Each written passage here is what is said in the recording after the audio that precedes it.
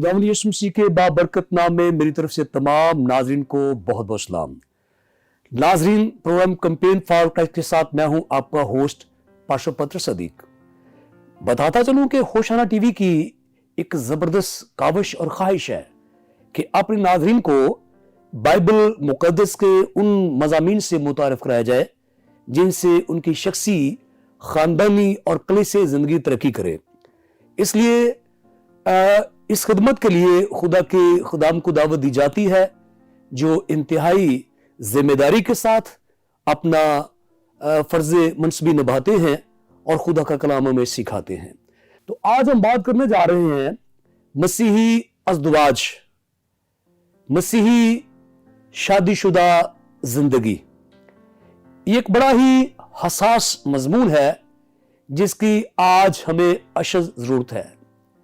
लेकिन इससे पहले कि हम इस ताल्लुक से कोई भी बात करें, मैं अपने मेहमानों का तारफ कराना मुनासिब समझता हूं। तो आज के हमारे पहले मेहमान है जनाब पास्टर सादिक मसीह, जिनका ताल्लुक ग्लोरियस पेंटिकॉस्टल चर्च गिरजा कॉलोनी शेखपुरा से है और उन्होंने ज्वाइन किया में और कैंपेन करेंगे कि हमें मसीही अज़दवाजी जिंदगी कैसे बसर करनी है। तो पादरी साहब, मैं आपको प्रोग्राम में खुश आमदीद कहता हूँ। Thank you, God bless you. तो इसी तरह आज के हमारे अगले मेहमान है जनाब पास्टर बूटा मसीह, जिनका ताल्लुक गसमनी पेंटिकॉस्टल चर्च शेखपुरा से है और ये भी हमें सिखाएंगे कि मसीही अज़दवाज क्या होता है। पादरी साहब, मैं आपको प्रोग्राम में खुश आमदीद कहता हूँ। शुक्रिया, थैंक यू। तो इसी तरह हमारे अगले मेहमान है जनाब पास्टर आजम मसीह, जिनका ताल्लुक ग्लोरियस पेंटिकॉस्टल चर्च शेखपुरा से है और उन्होंने हमें टाइम दिया है और ज्वाइन किया ताकि हमें सिखाएं कि मसीही अज़दवाजी जिंदगी क्या होती है।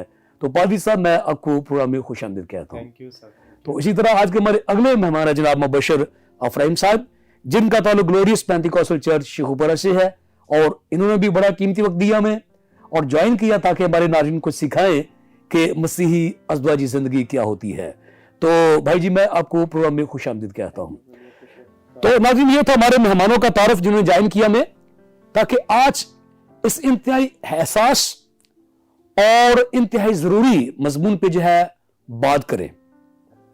गुजरते हुए औकात और लम्हात के साथ आज पूरी दुनिया में अफरा तफरी है। चारों तरफ हम देख रहे हैं गहमा गहमी का आलम है और बहुत सारे मसाइल सर उठा रहे हैं और वहां मियां बीवी का रिश्ता जो है ये भी हमें बहुत जो है वो नाजुक नजर आता है। बहुत सारी ऐसी शादियां हैं जिनका अंजाम अच्छा नहीं हो रहा। तो खुदा के फजल से हमने इस जरूरत को महसूस किया ताकि अपने नाजरीन को खुदा के कलाम की रोशनी में बता सके कि हमें मसीही अज़दवाजी जिंदगी कैसे बसर करनी है। तो इस पर रोशनी डालेंगे। तो नाजरीन, इससे पहले कि हम इस इंतहाई एहसास मजमून पे बात करें, मैं चाहता हूं कि हम कलाम मुकद्दस में से तलावत करें और मैं दरख्वास्त करूंगा जनाब पास्टर आजम साहब से कि तलावत में हमारी रहनुमाई करें।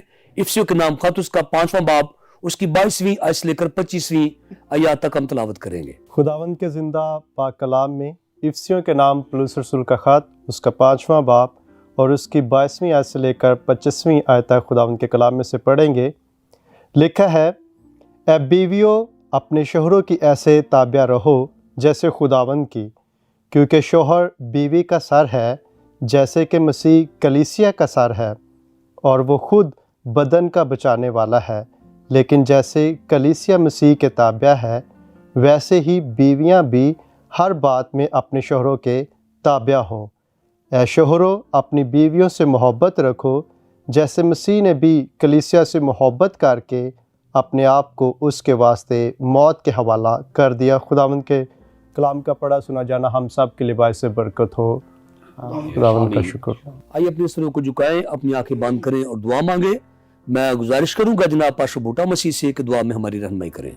खुदा अजीम कादर मुतल खुदा, यीशु मसीह के नाम में शुक्रगुजारी करते हैं आज की इस खूबसूरत तलावत के लिए खुदावंद, जिसको हम सीखने को हैं। मालिक खुदावंद यीशु मसीह के नाम में अपने रूहुल कुदस की गाइडेंस में रखना, ताकि आपका रूहुल कुदस हम सब की रहनुमाई करे, जो हम सब का बेहतर अच्छा उस्ताद है, ताकि खुदावंद उसकी रहनुमाई में ہم بڑے آسان طریقے سے خداوند آپ کے کلام کو سیکھ سکیں اور پھر خداوند دوسرے لوگوں تک پہنچا سکیں تاکہ ان کے لیے ترقی کا باعث ہو، یسوع مسیح کے نام میں۔ تو ناظرین، آج ہم بات کرنے جا رہے ہیں مسیحی ازدواج پر، جو کہ ایک بڑا اہم مضمون جو ہے وہ چنا گیا ہے، چونکہ صدیوں سے مسیحی شادی شدہ زندگی ایک ماڈل ہے، ایک نمونہ ہے دنیا کے لیے۔ لیکن افسوس کے ساتھ کہنا پڑتا ہے کہ آج دور حاضرہ میں بہت ساری شادیوں کا انجام جو ہے وہ طلاق ہے، جو کہ اچھا نمونہ نہیں ہے۔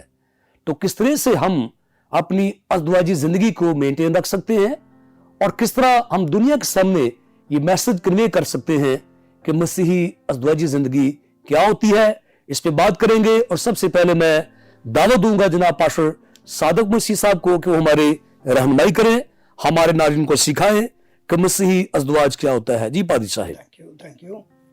خداوند یسوع مسیح کے مبارک اور مقدس نام میں تمام دیکھنے اور سننے والوں کو بہت بہت سلام۔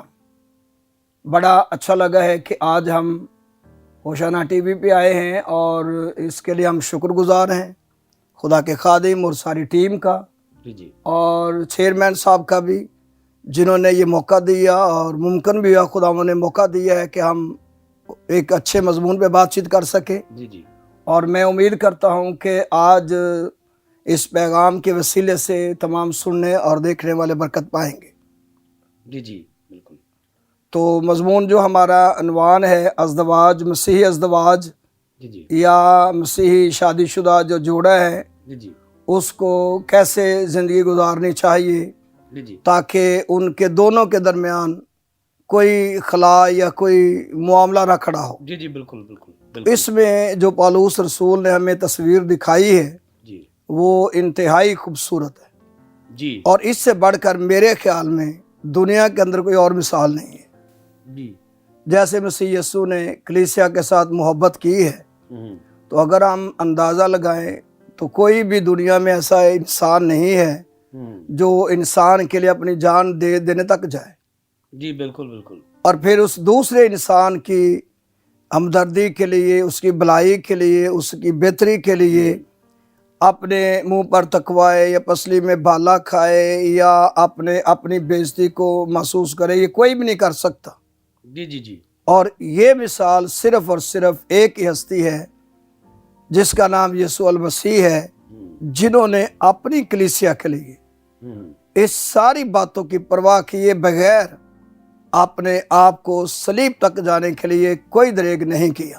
جی بالکل ایسے ہی ہے۔ تو بالکل اس طرح جو مسیحی شوہر ہے وہ خداوند یسوع مسیح اور کلیسیا کی اگر وہ اس محبت کو جان جائے تو میرے خیال میں دونوں کے درمیان کبھی کوئی کلیش آ ہی نہیں سکتی۔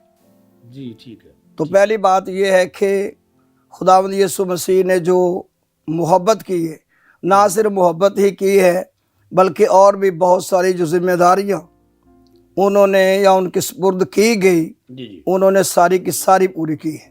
جی بالکل ایسے۔ بالکل اسی طرح ایک مسیحی شوہر کو لازم ہے کہ وہ اپنی بیوی کا تحفظ کرے اور اس کی معاملات میں حوصلہ افزائی کرے، جی، اور پھر اس کے علاوہ خدا کے کلام کو سامنے رکھتے ہوئے جی اس کی عزت کرے، ٹھیک۔ اور جب اس کی عزت کرے گا، اس کا تحفظ کرے گا، تو بیوی خود بخود اس کے تابع رہے گی۔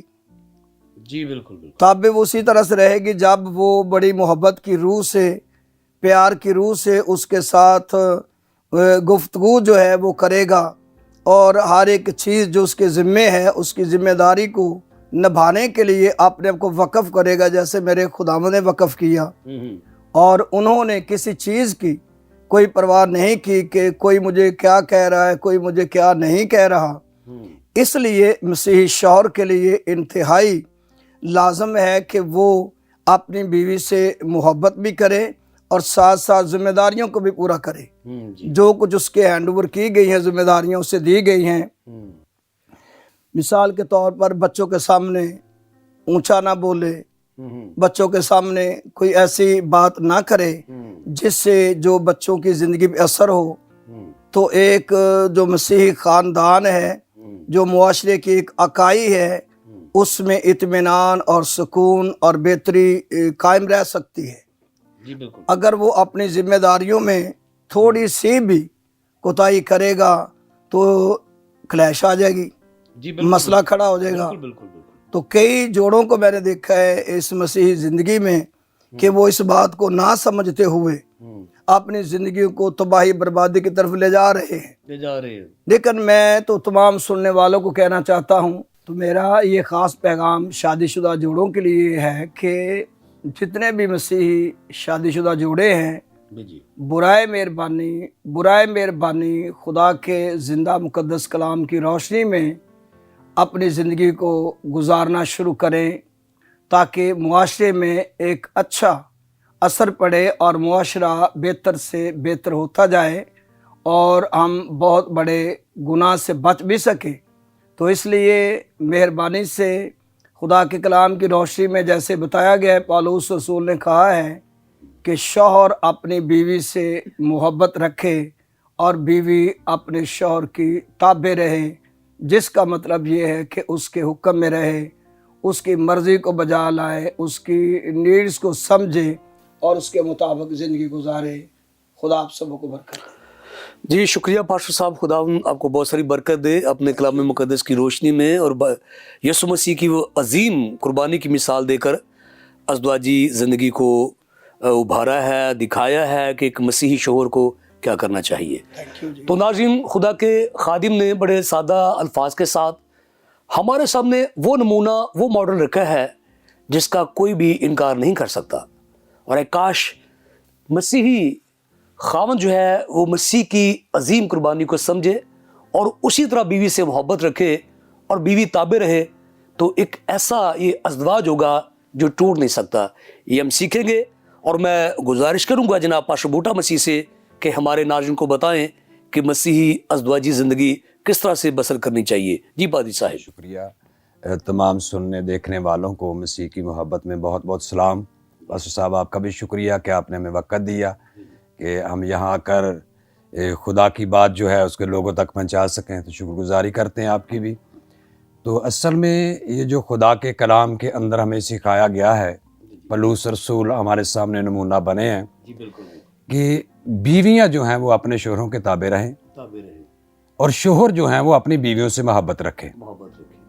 اور جب یہ کلام ہماری زندگی سے ہٹ جاتا ہے، کلام پر ہم توجہ نہیں دیتے کہ ہمارے لیے حکم کیا ہے، ہمیں سکھایا کیا گیا ہے، ازدواجی زندگی ہے کیا مسیح میں، تو ہم جو والدین ہیں، جب ہم اپنے نوجوان نسل کے سامنے گھر کے اندر ہوتے ہیں تو ہم ہر وقت ایک دوسرے کو نکتہ چینی کرتے رہتے ہیں، تو وہی باتیں جو ہیں وہ آگے پھر ہماری نوجوان جو نسل ہے، ہمارے بیٹے ہیں بیٹیاں ہیں، یہ ان کے اندر ٹرانسفر ہو جاتی ہیں، اور پھر وہ ان کی زندگی کے اندر جیسے جیسے وہ بڑھتے ہیں ان کی زندگی کے اندر وہ پروسیس چلتا رہتا ہے۔ اور جب وہ شادی کے ایام تک پہنچتے ہیں، جب ہم ان کی شادی کر دیتے ہیں، تو پھر جو ہماری عادت ہوتی ہے، جو ہماری باتیں ہوتی ہیں، جو ہم اپنے بچوں کے سامنے کرتے ہیں، پھر وہ جب ان کی زندگی کے اندر ہوتا ہے، جب وہ اس لیول پر پہنچتے ہیں تو پھر وہی باتیں ان کی زندگی کے اندر ہوتی ہیں۔ یعنی آپ کے خیال میں جو روٹ ہے، جو بنیاد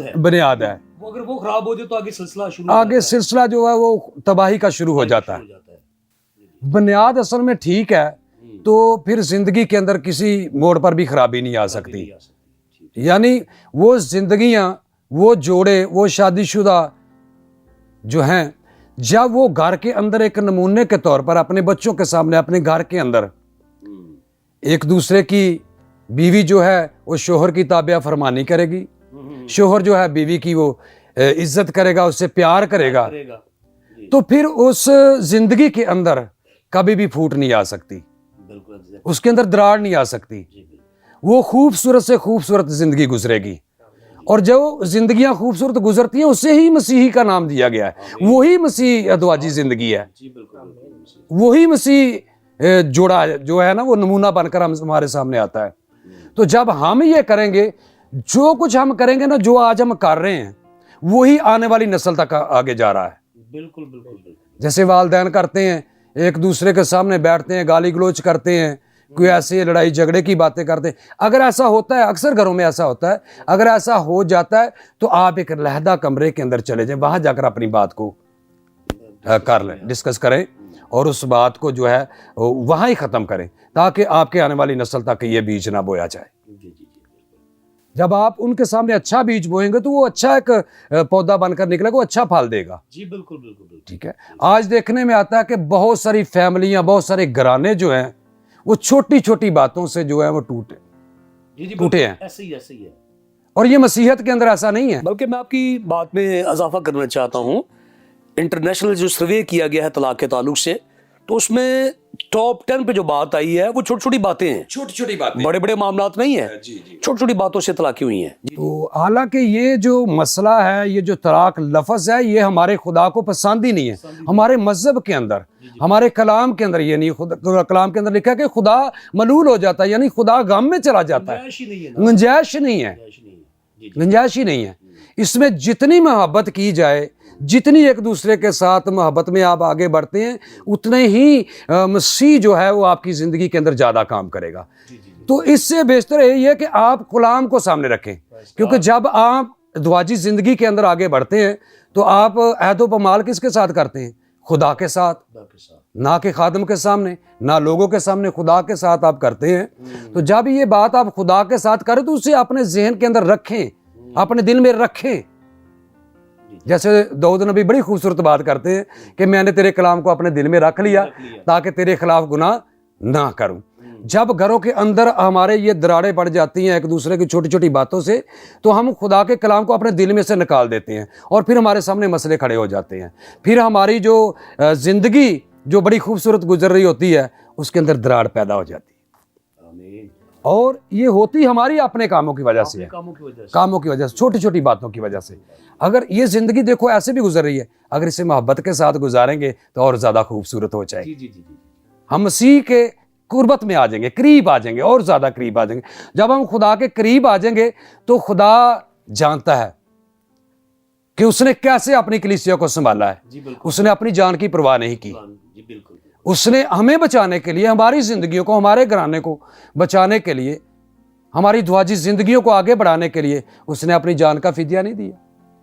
اس نے دریغ ہی نہیں کیا تاکہ ہم بچ جائیں, تاکہ ہم اپنی زندگیوں کو بہتر بنا سکیں, اور آنے والی نسلوں تک ہم نمونہ بن کر اس کے سامنے جب جائیں تو ہماری آنے والی نسلیں جو ہے وہ بہتر سے بہتر زندگی کے ساتھ. جی شکریہ پادری صاحب, خدا آپ کو بہت ساری برکت دے. آپ نے انتہائی مختصر وقت میں بائبل مقدس کی وہ مرکزی بات ہمیں بتا دی ہے کہ جب جب خدا کے لوگ کلام کے قریب آئیں گے ان کی زندگیاں مضبوط ہوں گی اور ازدواجی زندگی بھی مضبوط ہوگی. تو ناظرین, خدا کے خادم نے ہمیں بتایا کہ بہت سارے جوڑے جن کا انجام جو ہے وہ طلاق ہوتا ہے, تلخیاں ہوتی ہیں, اس کا سبب خدا کے کلام سے دوری ہوتی ہے. تو جب جب ہم خدا کے کلام کے قریب ہوتے ہیں ہماری شخصی اور ازدواجی زندگی بھی مضبوط سے مضبوط تر ہوتی چلی جاتی ہے. یہ ہم سیکھیں گے. یہاں مجھے لینی ایک چھوٹی سی بریک. ملتے ہیں بریک کے بعد, کہیں مت جائیے گا.